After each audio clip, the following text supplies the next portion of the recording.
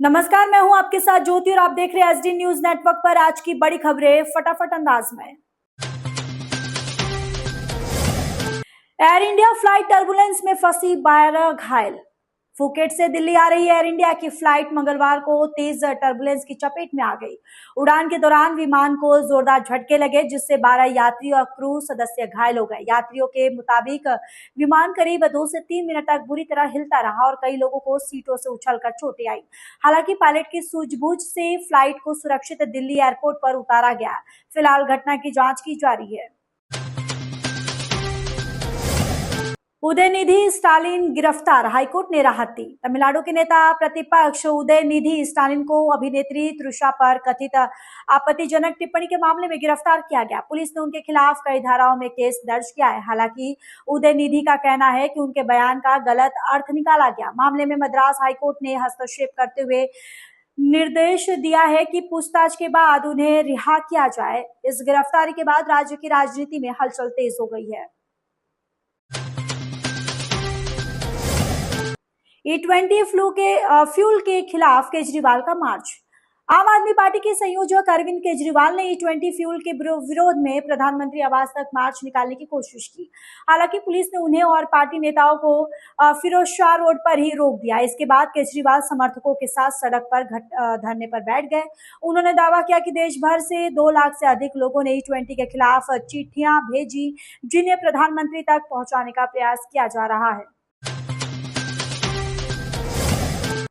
राम मंदिर चढ़ावा चोरी पर संसद में हंगामा। राम मंदिर चढ़ावा चोरी के मुद्दे पर संसद के दोनों सदनों में जोरदार हंगामा देखने को मिला। विपक्ष ने सरकार से जवाब मांगा, जबकि सत्ता पक्ष ने विपक्ष पर राजनीतिक लाभ लेने का आरोप लगाया। राज्यसभा में खड़गे और किरण रिजिजू के बीच तीखी बहस हुई। हंगामे के कारण लोकसभा की कार्यवाही कुछ ही मिनट चल सकी और उसके अगले दिन तक स्थगित करना पड़ा। मामला अब राजनीतिक टकराव का बड़ा मुद्दा बन गया है। बारिश बिजली का कहर, कई राज्यों में जनजीवन प्रभावित। देश के कई राज्यों में बारिश और बिजली गिरने की घटनाओं ने जनजीवन प्रभावित कर दिया है। बिहार और पश्चिम बंगाल में आकाशीय बिजली गिरने से 11 लोगों की मौत हो गई है, जबकि कई घायल हुए हैं। उत्तराखंड में बद्रीनाथ हाईवे पर भूस्खलन के कारण करीब 200 यात्री फंस गए। वहीं हरियाणा, उत्तर प्रदेश और अन्य राज्यों में जलभराव और सड़कें डूबने से लोगों को भारी परेशानियों का सामना करना पड़ रहा है।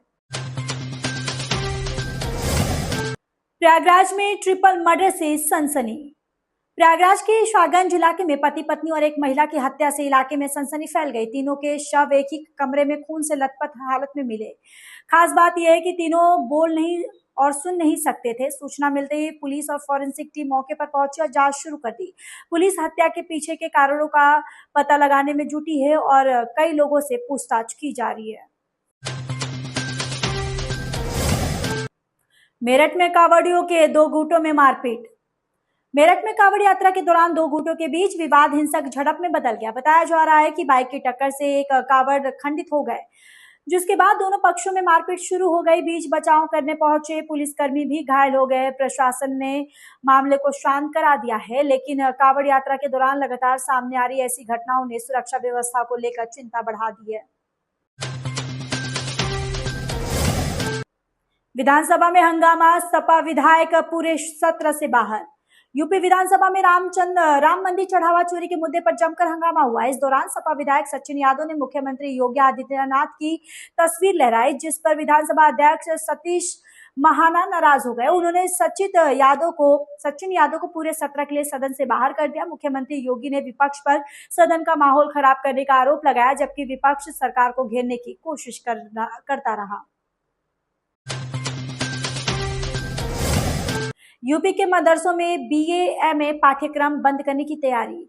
यूपी सरकार मदरसों में कामिल और फाजिल यानी ग्रेजुएशन और पोस्ट ग्रेजुएशन स्तर की पढ़ाई बंद करने की तैयारी है।